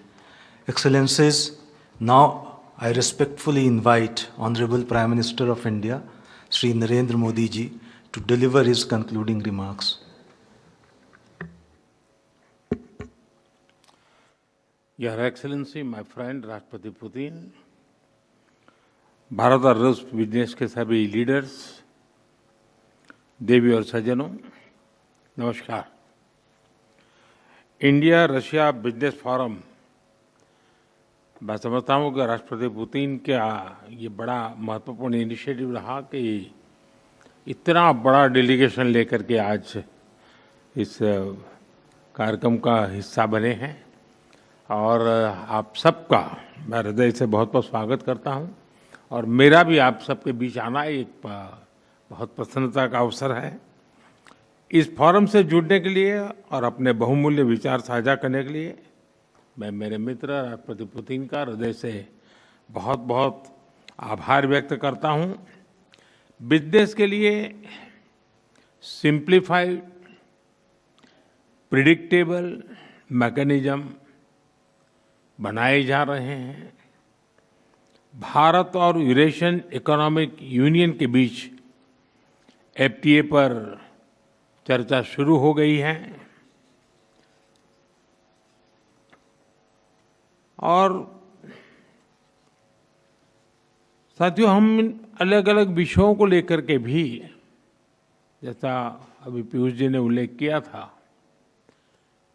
और जैसा राष्ट्रपति जी ने जो संभावनाओं का वर्णन किया है, उसे देखते हुए हम बहुत कम समय में बहुत बड़े लक्ष्य हासिल कर सकते हैं। बिजनेस हो या डिप्लोमेसी, किसी भी साझेदारी की नींव आपसी विश्वास है। भारत रूस संबंधों की सबसे बड़ी शक्ति यही विश्वास है। यह हमारे साझे प्रयासों को दिशा भी देता है और गति भी देता है। यही वह लॉन्च पैड है जो हमें नए सपनों, नई आकांक्षाओं की उड़ान भरने के लिए प्रेरित करता है। पिछले वर्ष राष्ट्रपति पुतिन और मैंने 2030 तक द्विपक्षीय व्यापार को $100 बिलियन का उस लक्ष्य को पार करने का हमने निर्धार किया था। लेकिन कल से मेरी जो राष्ट्रपति पुतिन से बात हो रही है और जिस प्रकार के पोटेंशियल नजर आ रहे हैं, मुझे नहीं लगता कि हमें 2030 तक इंतजार करना पड़ेगा। ये मैं साफ देख रहा हूं। हम उस लक्ष्य को समय से पहला पूरा करने के संकल्प के साथ आगे बढ़ रहे हैं और मेरा विश्वास बढ़ रहा है। टैरिफ और नॉन टैरिफ बैरियर्स को कम किया जा रहा है, लेकिन साथियों इन प्रयासों की असली शक्ति आप जैसे बिजनेस लीडर्स हैं। आपकी ऊर्जा, आपका इनोवेशन और आपका एम्बिशन, यही हमारे संयुक्त भविष्य को आकार देते हैं। फ्रेंड, पिछले 11 वर्षों में भारत में जिस स्पीड और स्केल के साथ हमने बदलाव किए हैं वह अभूतपूर्व हैं। रिफॉर्म, परफॉर्म एंड ट्रांसफॉर्म, इस सिद्धांत पर चलते हुए भारत तेजी से विश्व की तीसरी सबसे बड़ी इकोनॉमी बनने की और आगे बढ़ रहा है। और 11 वर्षों की इस रिफॉर्म यात्रा में हम न थके हैं, हम न रुके हैं। हमारे संकल्प पहले से ज्यादा मजबूत हैं और हम लक्ष्य की दिशा में बड़े आत्मविश्वास के साथ बहुत तेज गति से आगे बढ़ रहे हैं।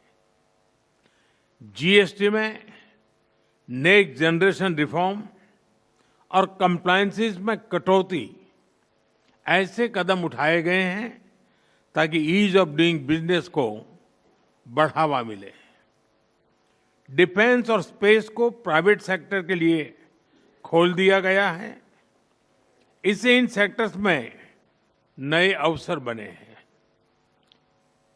अब हम सिविल न्यूक्लियर सेक्टर में भी नई संभावनाओं के द्वार खोलने जा रहे हैं। यह केवल एडमिनिस्ट्रेटिव रिफॉर्म नहीं, बल्कि माइंडसेट रिफॉर्म्स हैं।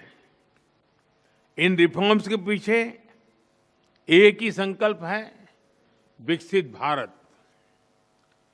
फ्रेंड्स, कल और आज आपके बीच बहुत ही उपयोगी और सार्थक चर्चाएं हुई हैं। मुझे खुशी है कि भारत और रूस के सहयोग के सभी क्षेत्रों का इस बैठक में प्रतिनिधित्व किया गया है। आप सभी के सुझावों और प्रयासों के लिए मैं आपका हार्दिक अभिनंदन करता हूं। मेरी ओर से हमारे सहयोग को आगे बढ़ाने के लिए कुछ विचार आपके सामने मैं रखता हूं। पहला, लॉजिस्टिक्स और कनेक्टिविटी के क्षेत्र में आज की बैठक में राष्ट्रपति पुतिन और मैंने हमारे कनेक्टिविटी के पूरे पोटेंशियल को रियलाइज करने पर बल दिया है। आईएनएसटीसी या तो फिर नॉर्दर्न सी रूट यानी चेन्नई व्लादिवोस्टोक कॉरिडोर, इन पर हम आगे बढ़ने के लिए प्रतिबद्ध हैं। जल्द ही इस दिशा में प्रगति होगी। इससे ट्रांजिट टाइम घटेगा, कॉस्ट कम होगी और बिजनेस के लिए नए मार्केट्स खुलेंगे। डिजिटल टेक्नोलॉजी की ताकत के साथ हम कस्टम्स, लॉजिस्टिक्स और रेगुलेटरी सिस्टम को वर्चुअल ट्रेड कॉरिडोर से जोड़ सकते हैं। इससे कस्टम्स क्लियरेंस तेज होगा, पेपर वर्क घटेगा और कार्गो मूवमेंट अधिक सीमलेस बनेगा। दूसरा, मरीन प्रोडक्ट्स। हाल ही में रूस द्वारा भारत से डेयरी और मरीन प्रोडक्ट्स के निर्यात के लिए भारतीय कंपनियों की लिस्ट में विस्तार किया गया है। इससे भारत के एक्सपोर्टर्स के लिए नए अवसर बने हैं। भारत के high quality marine products, value added sea food, processed food, इसकी बड़ी मात्रा में ग्लोबल डिमांड है। हम cold chain logistics, deep sea fishing और फिशिंग हार्बर्स के मॉडर्नाइजेशन में जॉइंट वेंचर और टेक्नोलॉजी पार्टनरशिप बना सकते हैं। इससे रूस की डोमेस्टिक डिमांड भी पूरी होगी और भारतीय उत्पादों को नए मार्केट भी मिलेंगे। तीसरा, automobile sector. Bharat affordable, efficient EVs, two wheelers और सीएनजी मोबिलिटी सॉल्यूशंस में आज ग्लोबल लीडर है। रूस एडवांस मटेरियल का बड़ा प्रोड्यूसर है। हम मिलकर ईवी मैन्युफैक्चरिंग, ऑटोमोटिव कंपोनेंट्स और शेयर्ड मोबिलिटी टेक इसमें साझेदारी कर सकते हैं। इससे हम न केवल अपनी जरूरतों को पूरा कर सकेंगे, बल्कि ग्लोबल साउथ, विशेषकर अफ्रीका के विकास में भी योगदान दे सकते हैं। चौथा, फार्मा। भारत आज विश्व भर में किफायती मूल्यों पर उच्चतम क्वालिटी की दवाइयां सप्लाई कर रहा है। इसलिए भारत को फार्मेसी ऑफ द वर्ल्ड भी कहा जाता है। हम दोनों मिलकर joint vaccine development, cancer therapies, radio pharmaceuticals और एपीआई सप्लाई चेन में सहयोग कर सकते हैं। इससे हेल्थ केयर सिक्योरिटी भी बढ़ेगी और नई इंडस्ट्रीज भी विकसित होगी। पांचवा, टेक्सटाइल।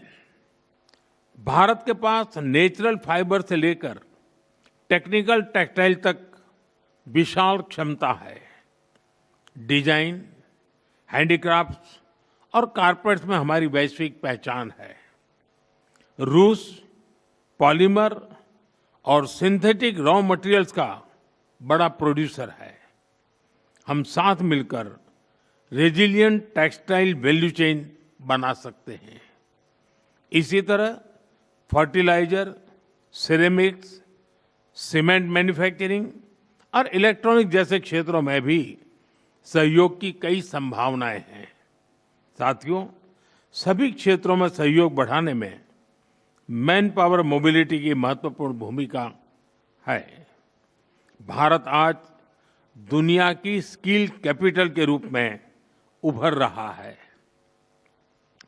हमारा युवा talent technology, engineering, health care, construction, logistics हर क्षेत्र में ग्लोबल रिक्वायरमेंट्स को पूरा करने की क्षमता रखता है। रूस की डेमोग्राफिक और इकोनॉमिक प्रायोरिटीज को देखते हुए यह साझेदारी दोनों देशों के लिए अत्यंत उपयोगी है।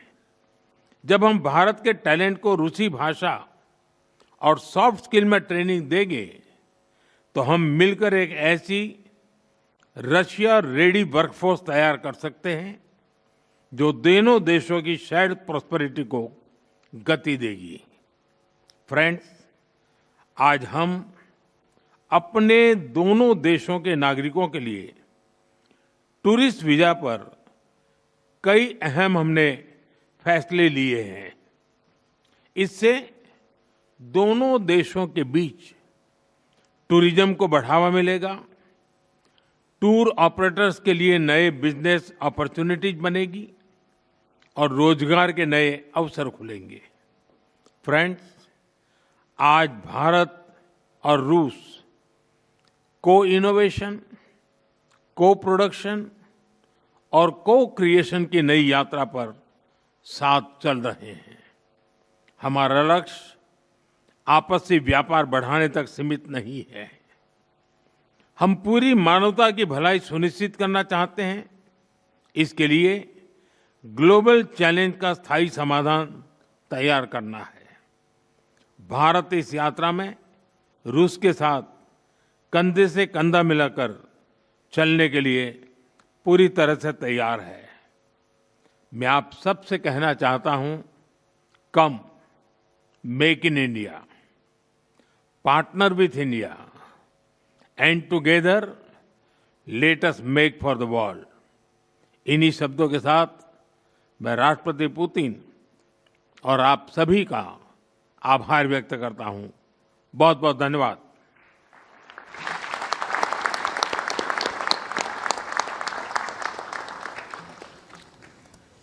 Thank you, Honorable Prime Minister, sir, for your vision. तो भारत रूस बिजनेस फोरम की इस वक्त हम देख रहे थे भारत मंडपम से सीधा ये तस्वीरें हमें मिल रही थी, जहां पर भारत और रूस कैसे आर्थिक क्षेत्र में, व्यापार के क्षेत्र में दोनों मिलकर कैसे आगे बढ़ सकते हैं, इसकी एक झलक हमने देखी।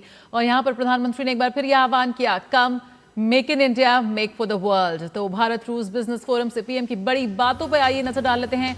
बिजनेस लीडर्स की ऊर्जा और इनोवेशन सराहनीय है, प्रधानमंत्री ने ये बात कही। बिल्कुल, प्रधानमंत्री की ओर से कहा गया है कि 2030 से पहले ही द्विपक्षीय व्यापार $100 बिलियन का होगा, ये प्रधानमंत्री ने वहां पर कहा। साथ ही साथ उन्होंने कहा कि जल्द ही विश्व की तीसरी बड़ी अर्थव्यवस्था बनेगा भारत।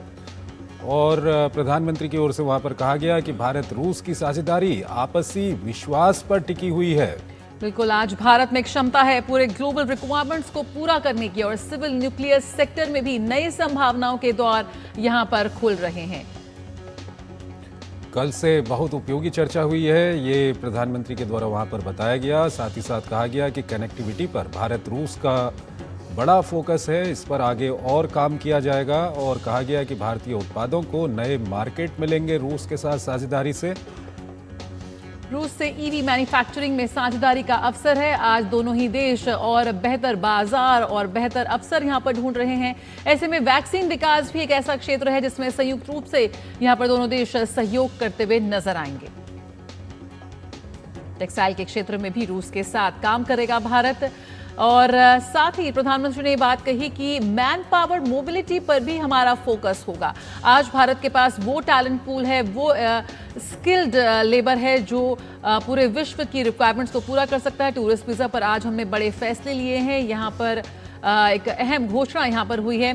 और दोनों देशों के बीच टूरिज्म को बढ़ावा मिलेगा। यहाँ पर कैसे दोनों क्षेत्र पर्यटन के क्षेत्र में और बेहतर संभावनाओं को तलाश सकते हैं, ये भी प्राथमिकता है।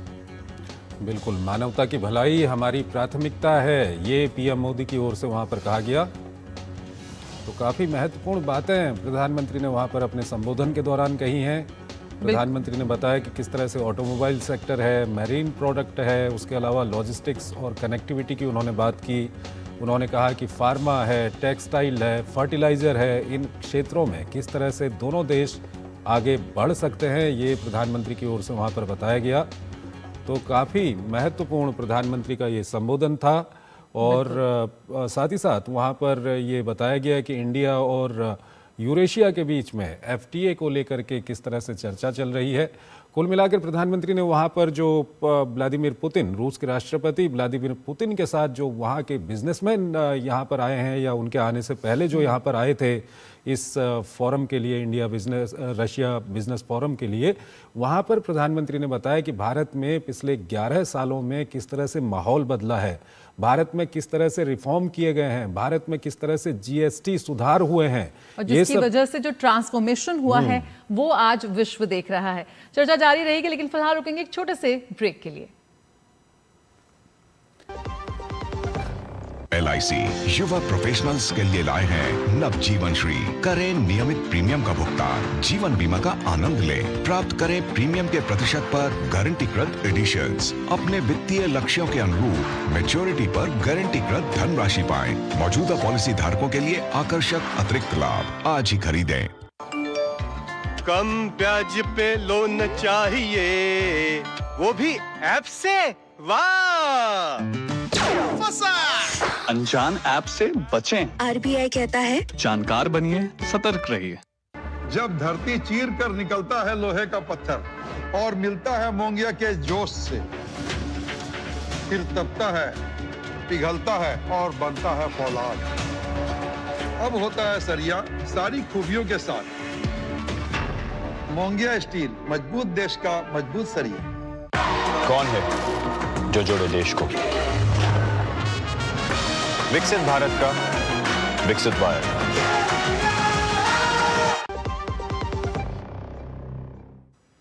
और लगातार हम आपको बता रहे हैं कि कैसे भारत और रूस अपने रिश्तों को और प्रगाढ़ कर रहे हैं। और आइए इसी बात पे एक नजर डालते हैं पीएम मोदी और रूसी राष्ट्रपति पुतिन की उन मुलाकातों पर जिसने दुनिया भर में सुर्खियां बटोरी हैं। भारत और रूस रिश्तों की सबसे मजबूत कड़ी है वो परस्पर विश्वास, भरोसा और साझेदारी जो आज विश्व देख रहा है।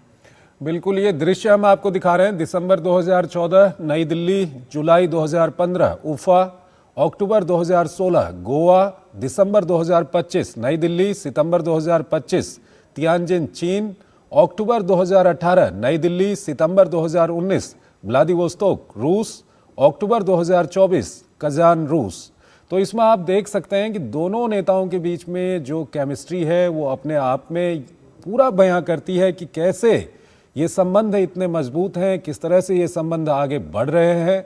आज की जो स्थिति है, जिस तरह का जियोपॉलिटिकल सिचुएशन है, उसमें भी भारत के ऊपर काफी दबाव है अमेरिका का, दूसरे देशों का, कि रूस के साथ संबंधों को कम किया जाए, रूस के साथ व्यापार कम किया जाए।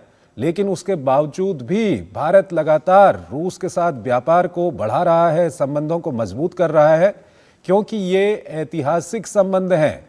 लेकिन उसी के साथ जब मामला आता है मानवता का या कोई रूस और यूक्रेन युद्ध का, तो प्रधानमंत्री मोदी ने जो भारत का पक्ष है वो सीधे तौर पर रूस के राष्ट्रपति व्लादिमीर पुतिन के सामने रखा, कहा कि ये युद्ध का दौर नहीं है, बातचीत से इसको ठीक कीजिए, और साथ ही साथ ये कहा कि जो वहां पर बातचीत चल रही है युद्ध को रोकने की, उन प्रयासों का स्वागत करता है। बिल्कुल, तो यहाँ पर दोनों ही शीर्ष नेताओं की लगातार मुलाकातें, लगातार फोन पर बातचीत और वैश्विक तनावों के बीच भी जो ये अटूट साझेदारी है, भरोसे की साझेदारी है, यही इस रिश्ते को और खास बनाते हैं। फिलहाल इस खास पेशकश में इतना ही। मुझे और चंद्रशेखर जोशी को दीजिए इजाजत। नमस्कार। नमस्कार।